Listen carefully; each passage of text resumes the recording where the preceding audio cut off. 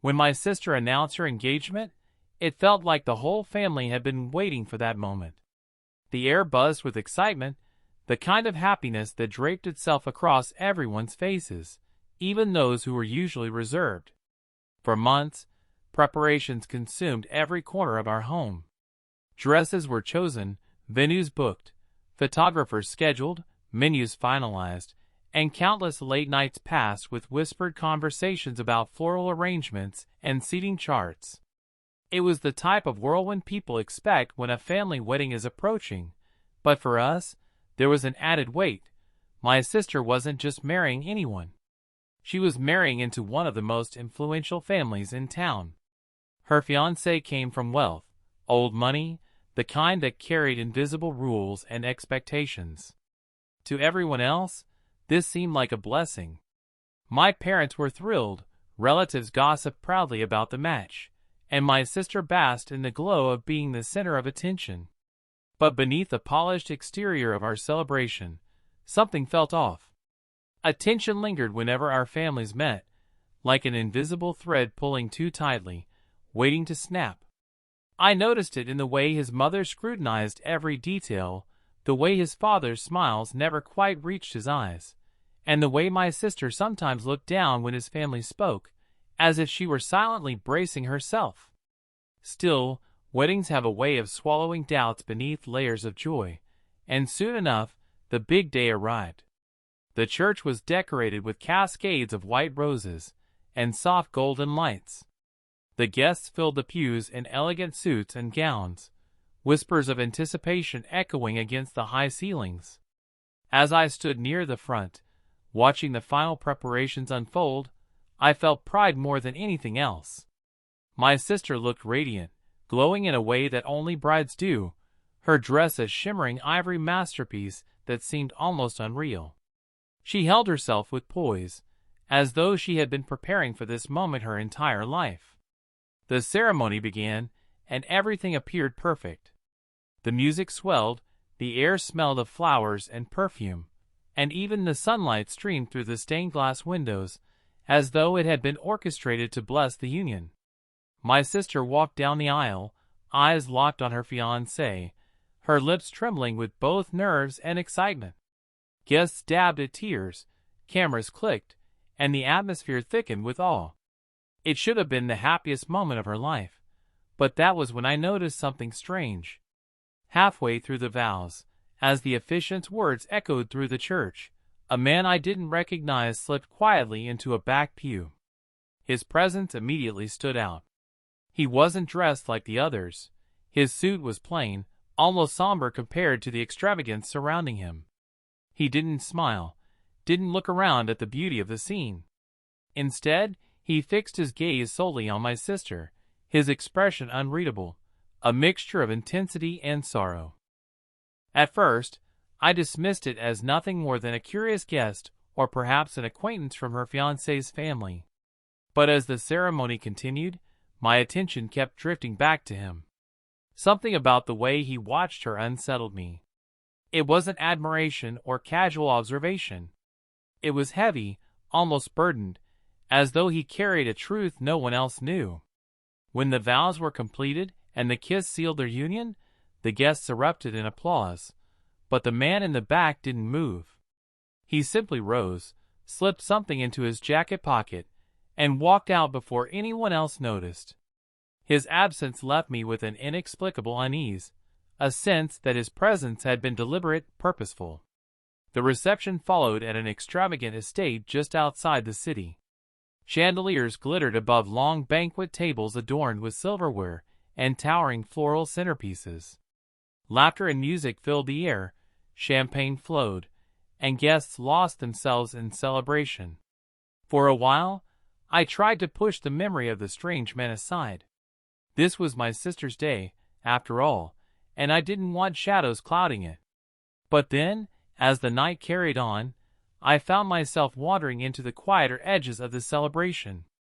Away from the music and laughter, near the outer halls of the estate, I spotted him again. The same man from the church. He leaned casually against a wall, half hidden in the dim light, watching the festivities from a distance. My pulse quickened. Before I could approach, he noticed me.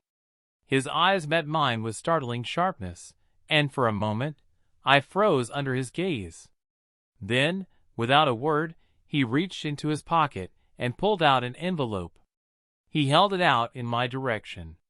Hesitant, I stepped forward and took it. The envelope was plain, sealed, with no markings on the outside except my name scrawled across it in hurried handwriting. I looked up, ready to ask him what this meant, but he was already gone. The hallway was empty, the faint echo of footsteps disappearing into the night. Back inside the reception, the noise and joy felt jarring against the weight of the envelope in my hand. I slipped away to a corner, heart racing, and carefully opened it. Inside was a single sheet of paper, folded neatly. When I unfolded it, the words written there stopped me cold. "She is not who she says she is. The marriage is built on a lie. Ask her about the man she once called husband." My vision blurred as the meaning sank in. Husband. The word echoed like a drumbeat in my head. My sister had never been married before, or so I had always believed. This couldn't be true.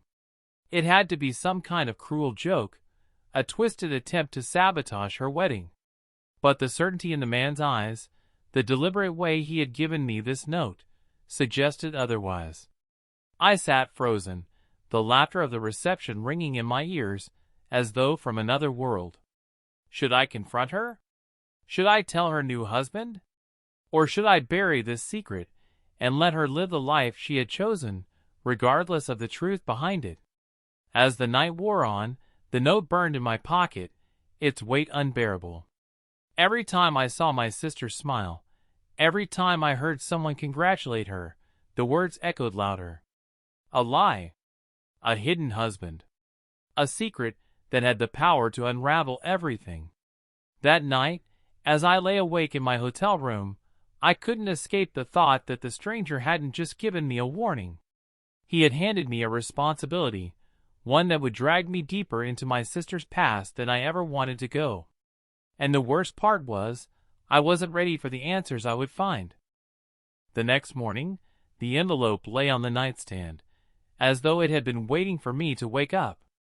I stared at it for what felt like hours, hoping the words inside might somehow rearrange themselves into something less devastating. But reality doesn't bend to hope. The note was still there, the accusation unchanged.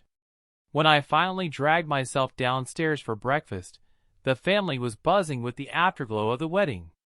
My parents glowed with pride, relatives laughed over glasses of orange juice, and my sister sat across the table with her new husband, their hands intertwined as if nothing in the world could touch them. I forced myself to smile, but inside I was drowning. Every word she spoke, every affectionate glance she cast, was poisoned by the memory of that single line.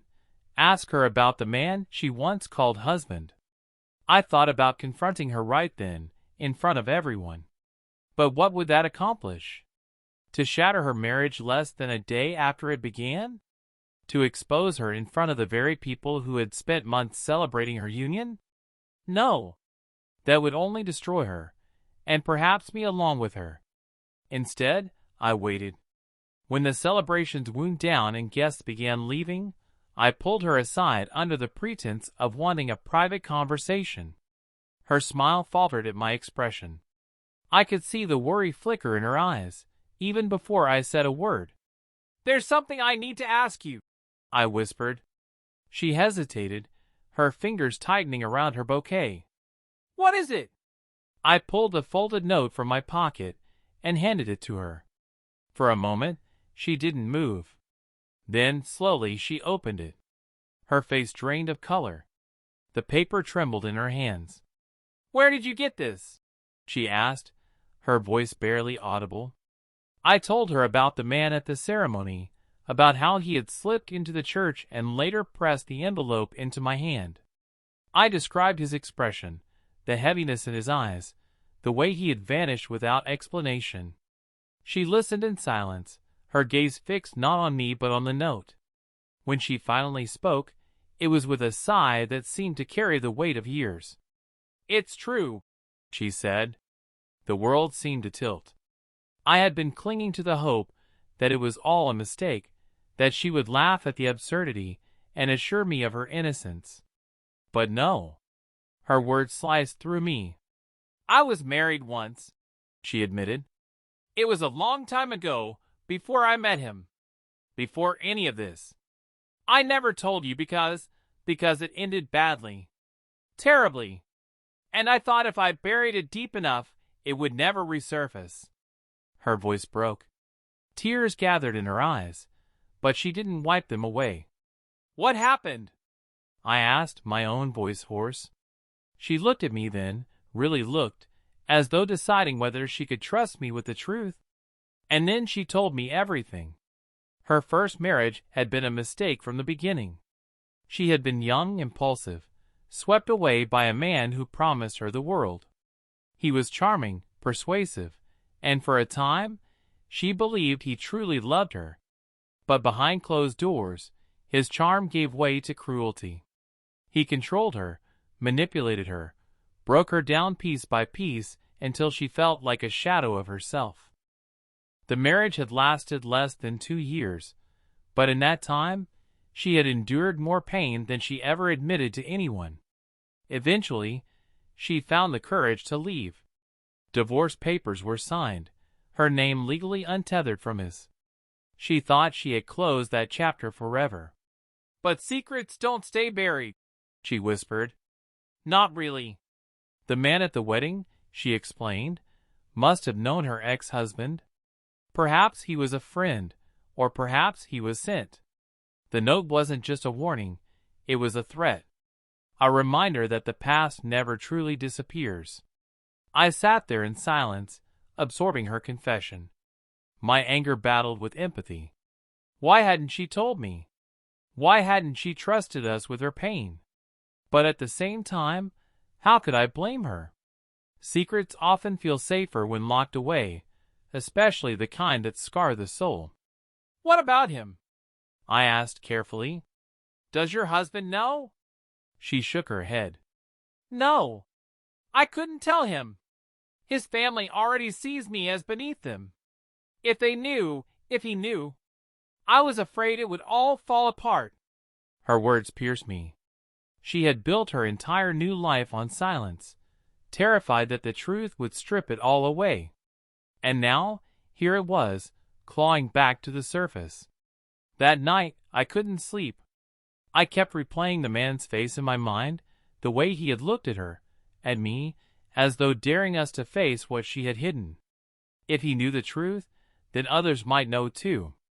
And if her ex-husband still lingered somewhere out there, watching from the shadows, then none of us were safe. Days turned into weeks. The newlyweds settled into their home, smiling for photos, attending dinners, pretending that nothing was amiss. But beneath the surface, a storm brewed. I could feel it every time I visited. My sister laughed a little too loudly, clung to her husband's arm a little too tightly, as though trying to convince herself that everything was fine. Then, one evening, the storm broke. I was at her house when a letter arrived. Not an envelope this time, but a package. Inside was a single photograph. My sister, younger, standing beside a man whose arm wrapped possessively around her shoulders. Her first husband. On the back of the photo were words scrawled in ink. "Did you tell him yet?"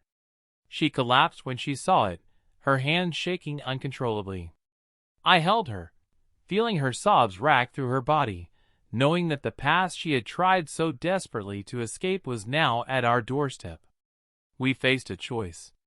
Keep hiding, or tell the truth. In the end, she chose courage. With trembling hands, she confessed everything to her new husband. The marriage, the abuse, the lies she had told to protect herself. For a long moment, he said nothing. His face was unreadable, his silence unbearable. But then, to my surprise, he took her hand. "You should have told me," he said softly. "But this doesn't change how I feel about you." Relief flooded her face, but the danger wasn't gone. Whoever was sending these letters, whoever had appeared at the wedding, wasn't finished with us. And as I left their house that night, I couldn't shake the feeling that this was only the beginning. Because sometimes, the past doesn't just haunt you. Sometimes it hunts you.